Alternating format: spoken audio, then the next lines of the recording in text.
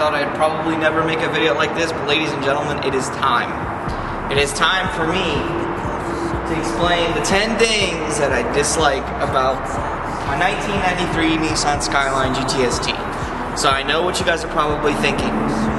If you dislike this car so much, why do you own it? That's not the premise of this video. It is generally just to share with you guys some of the nitpicky things that I personally don't like about my personal Skyline. So what better way to open up this video than to actually wear a Skyline t-shirt? Shout out to my girlfriend, she gave this to me as a gift. Then now this doesn't go in any particular order because all of these things are equally as annoying, so hopefully you guys can bear with me on everything. So number 10 is definitely the crossover pipe. So for those of you who don't own a Nissan Skyline GTS-T, I know there's a lot of you out there on the internet that look at engine bays from GTRs, and you might look at my engine bay and say, why isn't yours the same? Well, there was actually submodels of the Skyline that many people don't know about. The engine that's in this, the RB20, doesn't have the independent throttle body system that the RB26 has. So it has the throttle body up on top of the engine, and then the charge piping goes over the engine and out to the side. I don't know why Nissan designed it this way. It makes the car so much harder to work on. It's a pain in the butt. Now there are provisions for this. You can buy a Plasma Man upper intake plenum and get rid of that problem completely, but that also has me drilling holes onto my chassis, also putting the battery relocated to the trunk. Even though I would love to do those things, it's not a problem for me.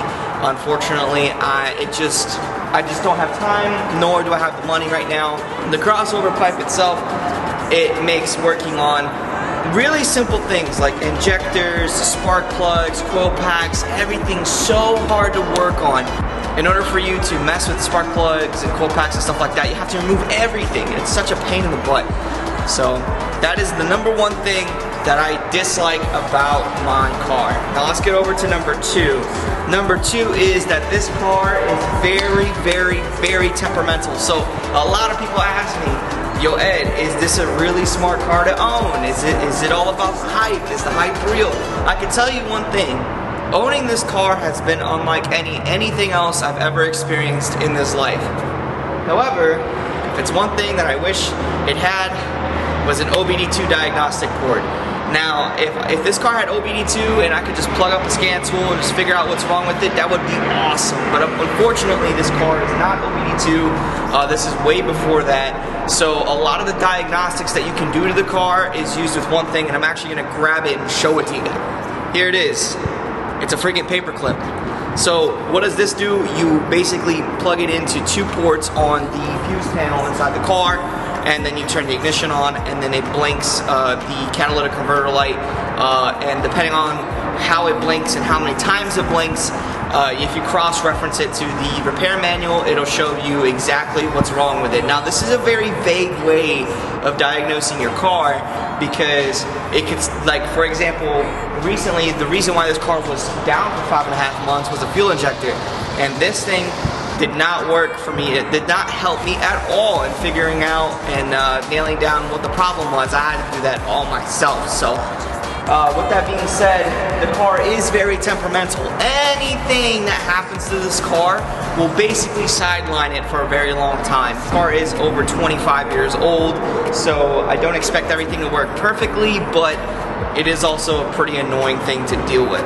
Number 3, and that kind of piggybacks off of what I just said.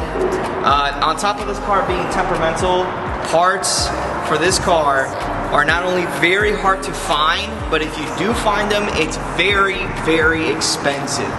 Now, for example, I have to replace the steering wheel for this car, right?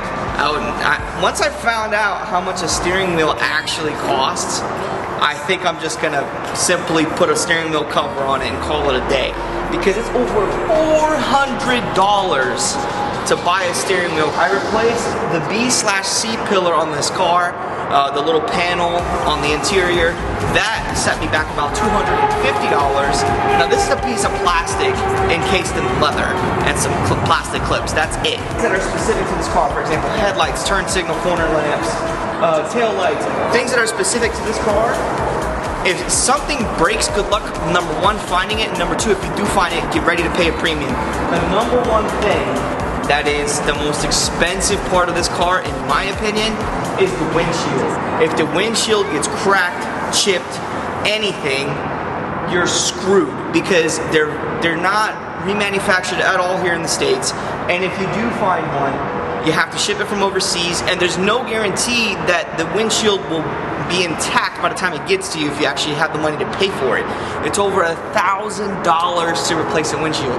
That is ridiculous, but hey, when you own a Skyline, you gotta pay to play, so that's just the name of the game. Number 4, and this is the most annoying thing in my opinion, is people call it a GTR.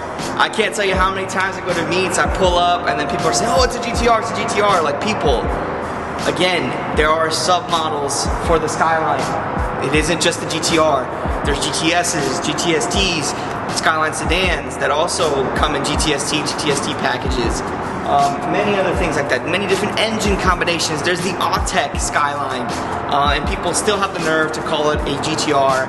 It is the most annoying thing ever, and I think that the main reason why people call it a GTR is because it has a GTR hood, grille, and wing, and it looks like a GTR, it sounds like a GTR. I guess that's, I guess I can only blame myself for that, but it says GTST on the freaking trunk.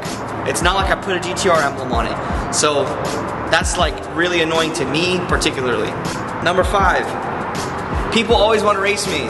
So sometimes, like, especially since I don't daily drive this car, I only take it out basically on the weekends. I'll be on, you know, on my major highways, on the interstate or whatever, and there will always be that one racer or that one guy in the Corvette or whoever that'll just like zoom right past me and expect me to chase them, or they'll be like tailgating me, trying to, you know, antagonize me and trying to get me to race with them. Now, there's 2 things I gotta say about that. One, this car is slow. It makes sub 200 horsepower to the rear wheels. There is no freaking way I'm even going to try and race somebody or try and take part of a race that I know I'm gonna lose. Sometimes I'm on the road and I say, can I please just enjoy driving my Skyline? Number 6, and then again, that piggybacks off of what I just said too. It's slow, but it's fun. So yes, this car makes about sub 200 horsepower, but number 1, it sounds amazing.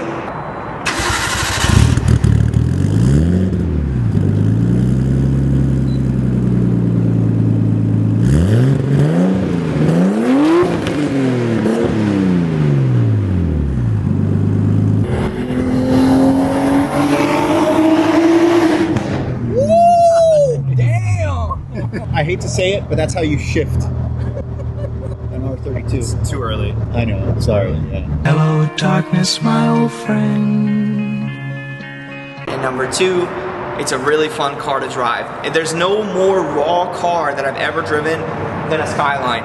And the turbo noises it makes, smiles you get from people, the pops and bangs that sometimes comes from this thing, the flames it shoots out every now and again. It's all things that go into the fun category, and that's why I bought this car. I bought this car strictly for fun. I didn't buy it to be the fastest thing out there. Number 7. I know a lot of you Skyline owners out there are waiting for me to list this. It is the Hikis System. The number 1 most annoying thing Mitsubishi and Nissan ever came up with was the 4-wheel steering. It's sad to see a Skyline wrapped around a pole because somebody's Hikis system completely failed. So I actually had a run-in with the Hikis system before, and that was during H2O. I was on my way back from H2O, and I was trying to pass a semi, and I hit the gas. The car felt like it was crab walking, so basically it was going straight, but it was tilted, so it was going straight this way. And I let off the gas, and then the car straightened back up again.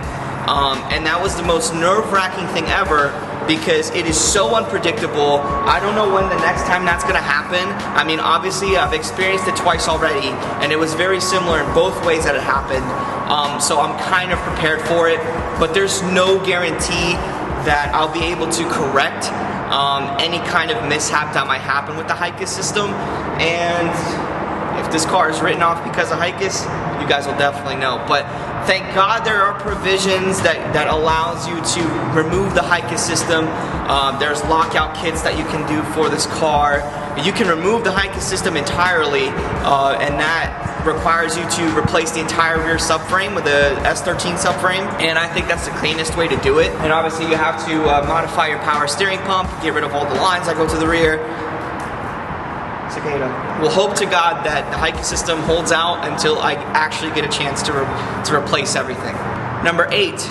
There are some things that are cool about right-hand drive, but there's some things that are really inconvenient about right-hand drive. Now, driving right-hand drive like for example, if I go to the bank, I can't use the drive-thru. If I go to a McDonald's, I can't go through the drive-thru because it's such a pain in the butt to reach over and grab your stuff. So it's just more convenient for you to go inside the facility and take care of what you need to. You make left-hand turns and right-hand turns. Turning right, it's very hard to see. There's a lot of blind spots and you have to lean over like this in order to see your left side. When you're turning left, say for example, it's much more convenient for you to, for example, instead of turning left straight off the traffic light, for you to turn right, make a U-turn, and then go straight, because it's so nerve-wracking when you're making a left turn and you can't really see properly because somebody else is in the left turn on the oncoming lane. It's just generally not a good look. And also, when you're on the country roads, you can't pass anybody because you can't see if there's oncoming traffic. So that is like, it's pretty annoying, especially when you're in America, but you know, it's right-hand drive, whatever. That's just one of the things I felt like was appropriate to add to this list. Number 9, the ignition system. So this goes off of the whole temperamental thing, but the ignition system is a really big problem with these cars. And again, all the Skyline owners are probably cheering right now because the ignition system on this car is absolute garbage. So it's not a coil on plug like it is in most modern cars today.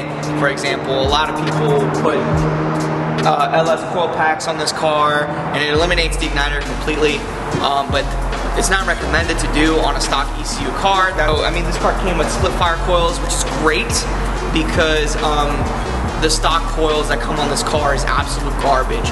And finally, number 10, and this is the one thing that I know a lot of Skyline owners right now probably are kind of clenching their fists as to things I didn't mention, and that's there's absolutely no cup holders in this car. So if, for example, if me and my girlfriend go out to Starbucks and she wants to, I mean, personally for me, I don't order anything from Starbucks, but she does, and she goes out there and grabs a drink, she's gonna have to get those like 4 cup holder thingies because I don't have anything to keep the cup in. Now there are provisions for this. You can put cup holders in the vents. There's like 3D printed stuff that you can put in the center console. For me, that's just not my vibe. So that's pretty much it. Anyways, guys, I hope you enjoyed my 10 things I dislike about my R32 Skyline GTST. I'm going to be coming out with another video called 10 things I like about the car, but that's something that you guys are just going to have to look out for. So if you guys enjoyed this video, hit the like button, subscribe if you want to look forward to more of my content. This has been your boy, Ghana Maliga, and I'm out. Peace.